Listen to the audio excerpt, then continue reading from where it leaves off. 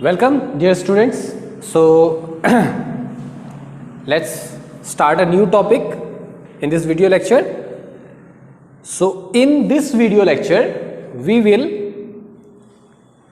discuss a new type of reaction that is called elimination reaction.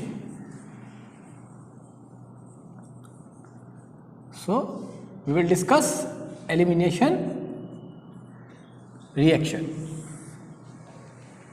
So what happens in the elimination?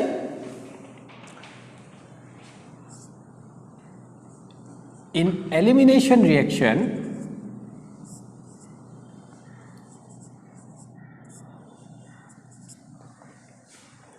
so this is this is the carbon to which bromine, or we can say this is as halogen. So halogen is connected. Okay, so what happens? This is alpha beta elimination. So this carbon is alpha carbon because halogen is connected to this carbon, and the adjacent carbon is beta carbon. So one hydrogen will be removed. That means this X and H will be removed from the molecule, and we will get a double bond over here. Okay. So this reaction is called elimination reaction. Elimination. Why? In substitution, what we did, we replaced one atom with another molecule or atom. But what is happening here? We are removing something from this molecule. Okay? The thing is being removed and not being substituted. That's why it's called elimination reaction. Okay? So we will check the mechanism, that means how this elimination takes place. So what will happen?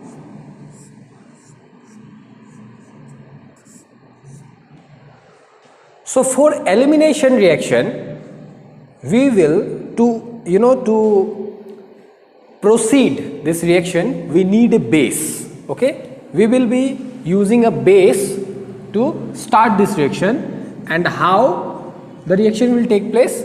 So what will this base do? What is the function of a base? So we know that base can take a hydrogen ion. So what will happen? This bond will shift to this position. Okay, so this will become H positive, and this base will do what? This base will remove this hydrogen from the molecule. Okay, so base will remove this hydrogen from the molecule. That's why we need base to start this reaction. Okay, and once this electron gets shifted here, it will become a double bond. Okay, so if it is a double bond, then the covalency of this carbon will exceed, because 2, 3, 4 and 5, total 5 bonds, but carbon cannot have 5 bonds. We know that carbon can have maximum covalency of 4. So in order to maintain its covalency, what will happen? Halogen will take this shared electron and leave. Okay, and we will get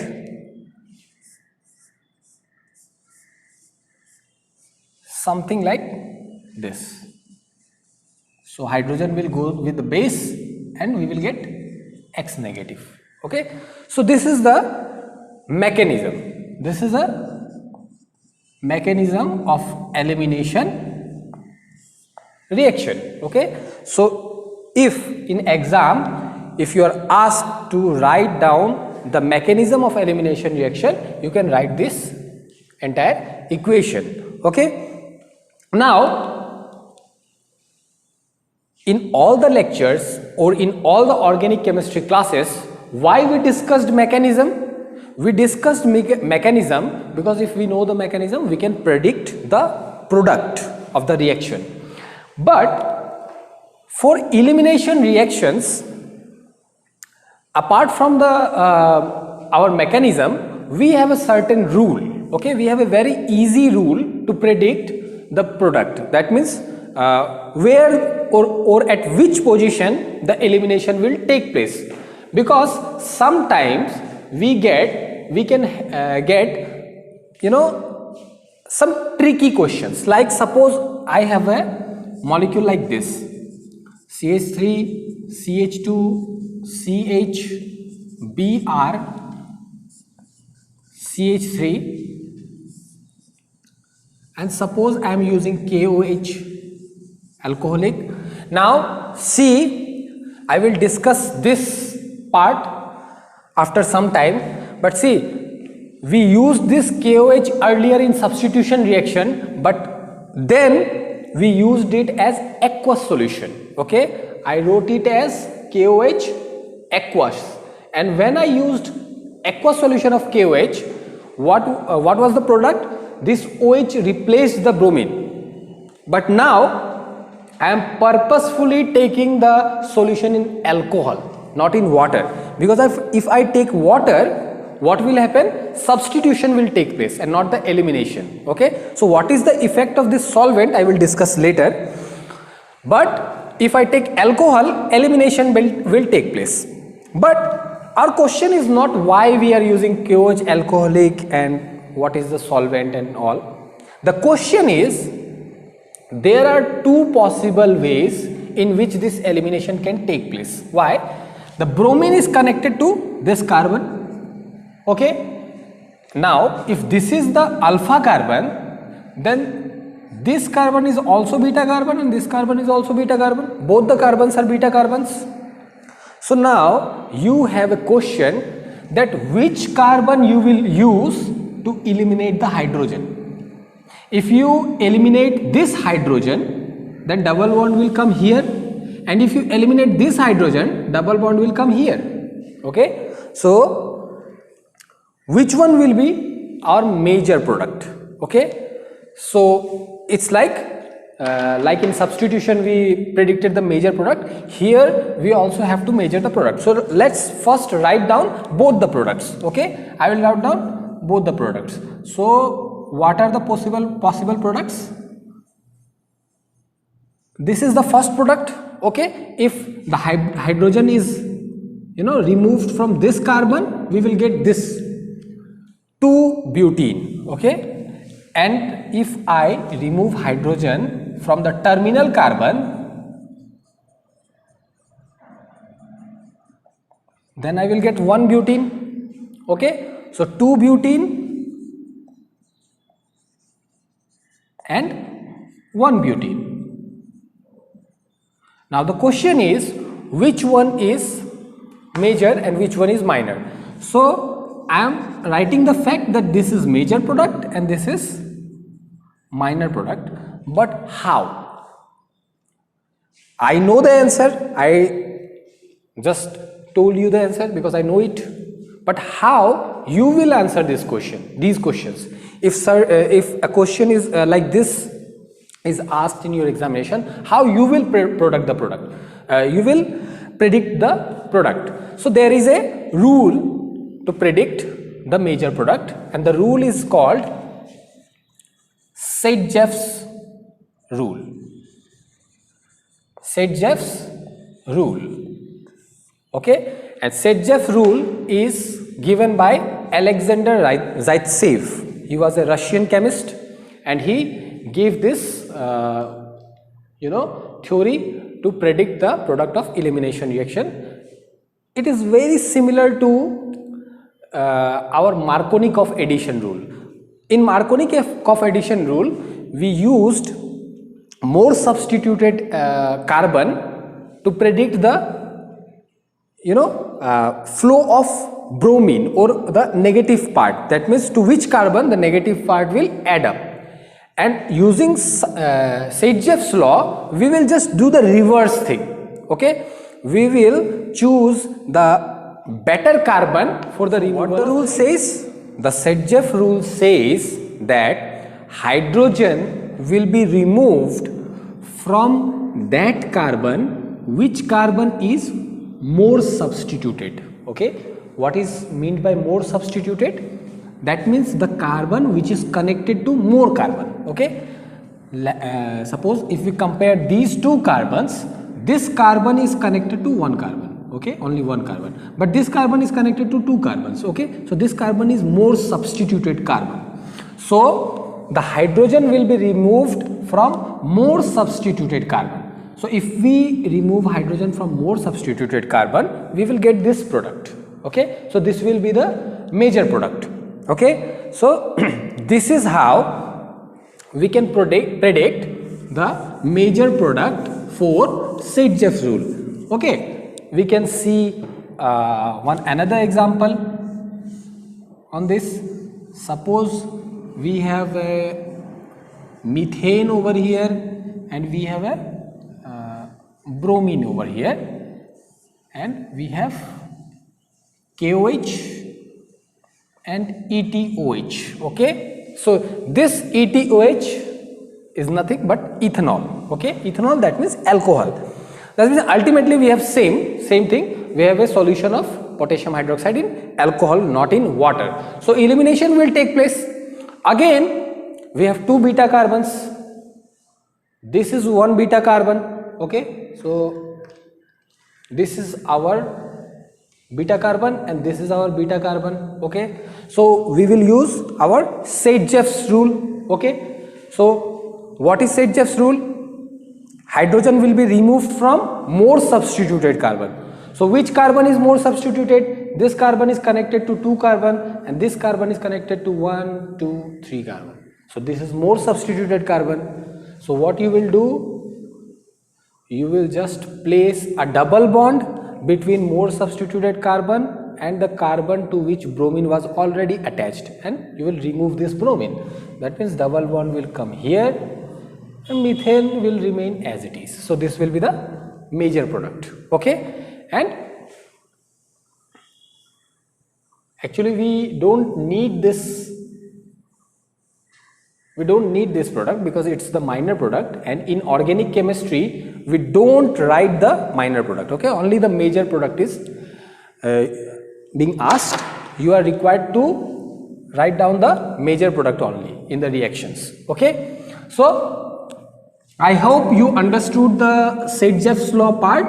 The only thing that you should know is which carbon is more substituted, which beta carbon. Okay, so be careful about it, that you have to check the beta carbons only. Okay, because gamma and delta carbons are not required for the elimination. It's a beta elimination. Okay, now since we know, now we have studied elimination and substitution both. Okay, so now we come to the most confusing part, okay, or the doubt part, where students get confused. Like the first confusion is, suppose in substitution I used KOH in aqueous solution, that means in water, and for elimination I used KOH in alcoholic solution. So how alcohol affected or changed the outcome of the reaction? Okay, so to know this, we have to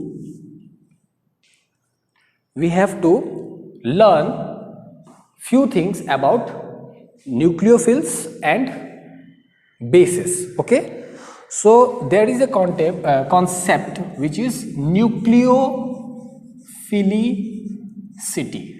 Okay, what is nucleophilicity? Nucleophilicity is nothing but the strength of a nucleophile. Okay, how strong a nucleophile is, because if a nucleophile is strong, it will show substitution easily.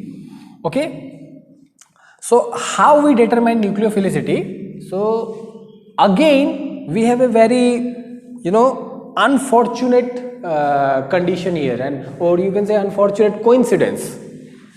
Nucleophilicity is actually proportional to basicity. Generally nucleophilicity is proportional to basicity. That means if anything is more basic, it's more nucleophilic. Okay, now this creates another doubt or another confusion. Why?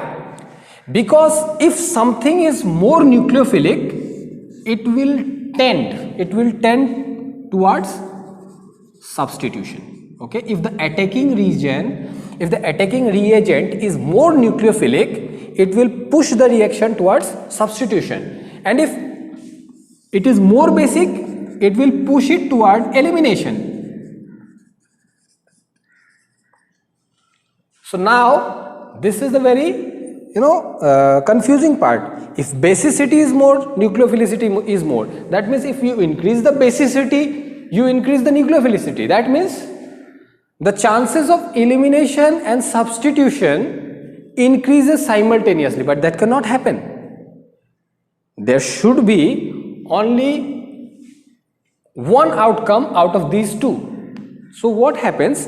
Actually, there is a basic minute or chemical difference between, or actually you can say it's a physical difference between basicity and nucleophilicity. Is basicity is actually related to the molecule's ability to remove one hydrogen. That means a base only participates in the reaction from outside.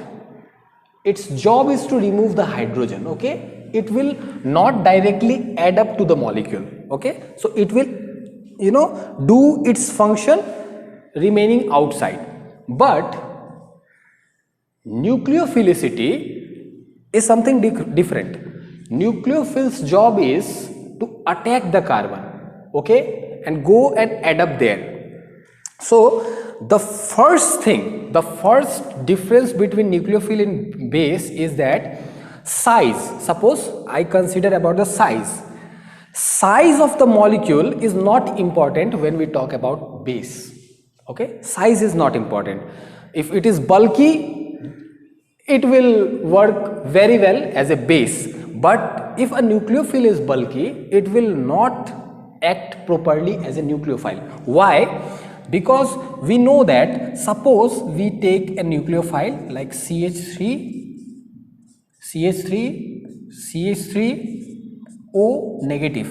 Okay, suppose we have a nucleophile. Actually, this nucleophile is a very strong base also. This is a very strong base. Okay, and according to our this prediction, if it is more basic, then it should be more nucleophilic. But though it is a very strong base, okay, it is stronger than actually this. For comparison, let me write a smaller molecule. Okay, then it is easy to compare. So it is a very strong base compared to this, but it is a weaker nucleophile than this. And why? Why is that so? Because of the size. It's a very big molecule and it's a small molecule, and we know that in our nucleophilic substitution reaction, nucleophile will go to the carbon and get added to it. Okay, so larger or bulkier molecule will experience more resistance. I have talked about the 3 degree carbon, that for 3 degree carbon it is very difficult to attack from the back side because of the overcrowding.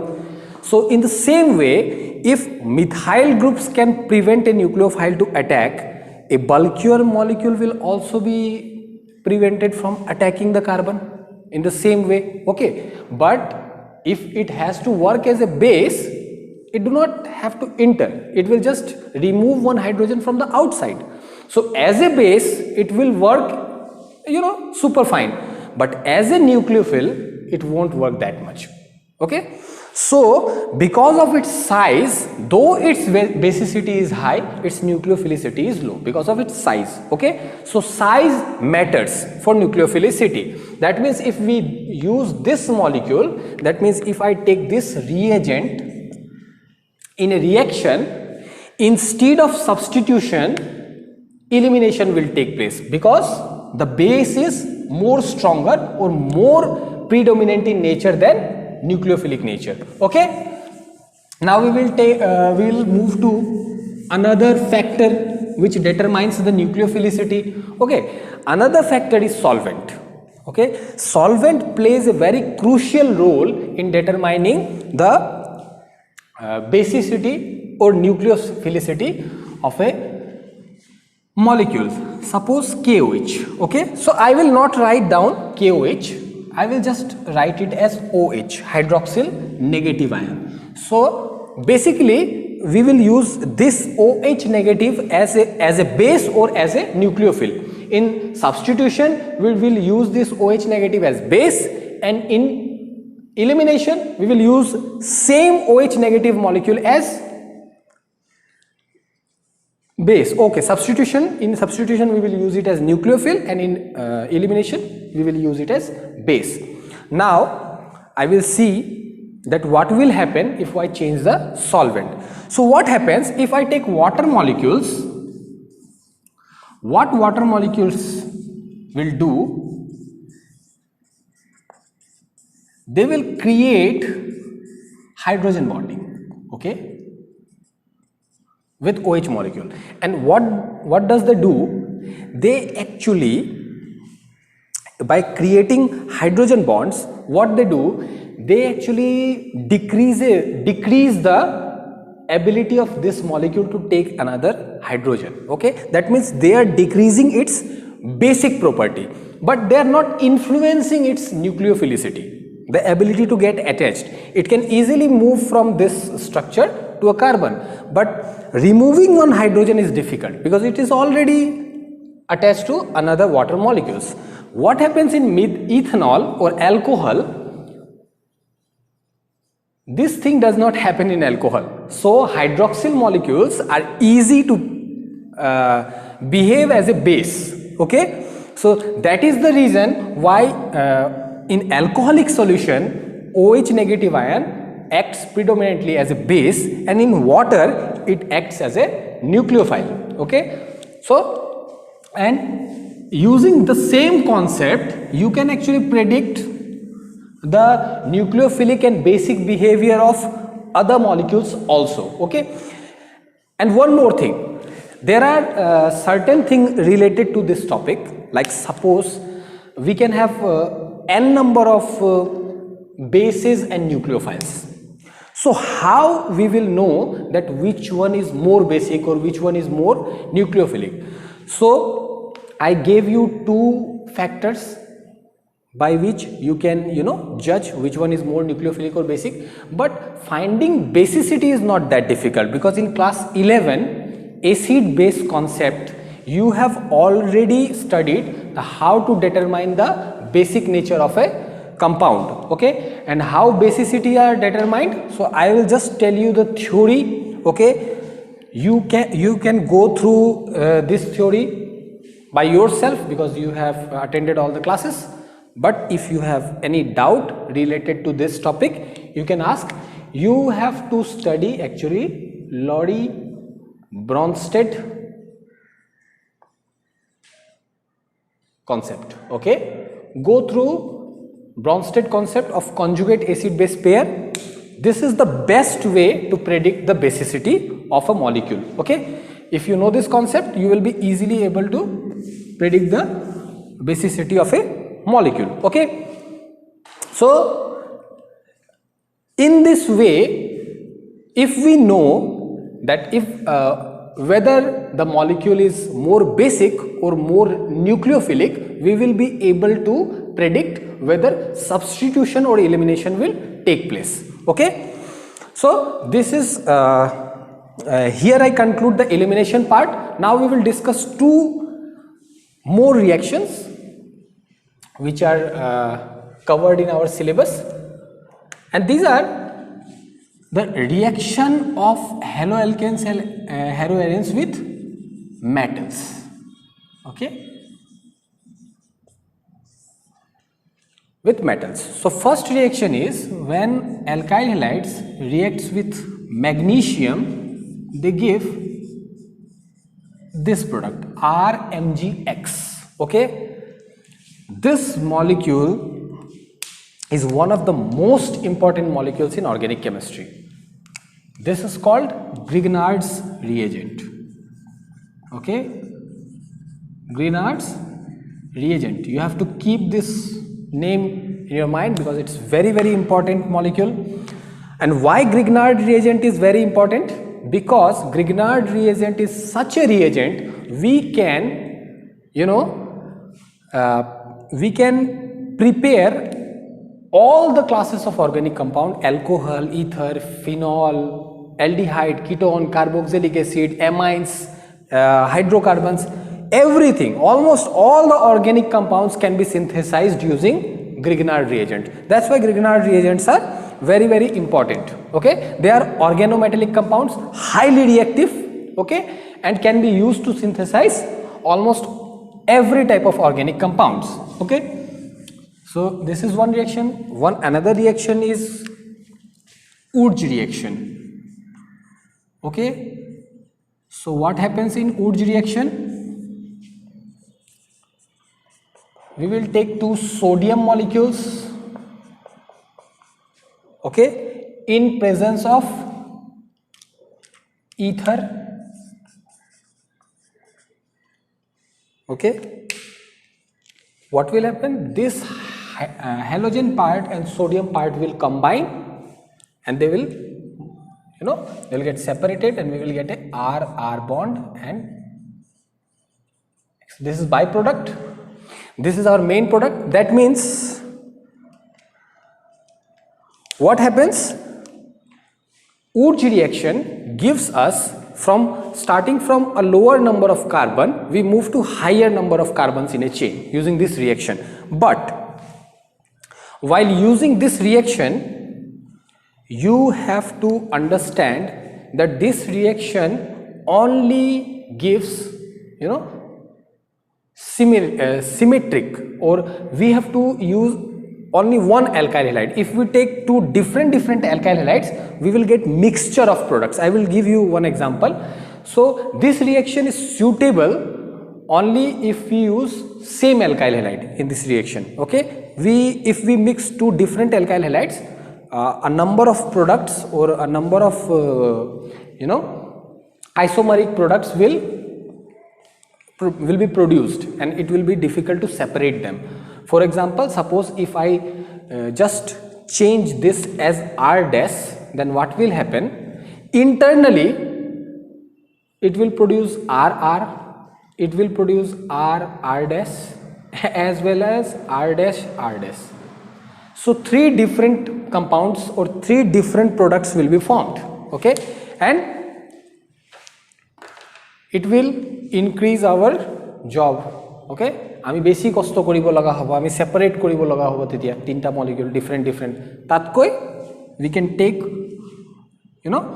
one at a time, and we will get a particular product. Okay, and we will always get even number of carbons in this reaction, because suppose if I take CH3X here, CH3X here, I will get product as CH3CH3, that means 2 carbon.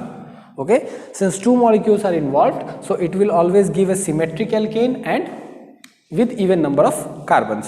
So this is Urge reaction. Okay, we have another reaction which is called Fittig reaction.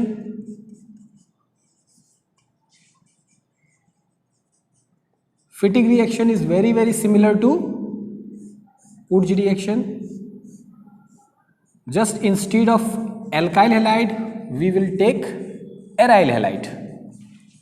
We will take 2 aryl halides, and we will combine it, and we will get 2 benzene rings attached to each other in the product.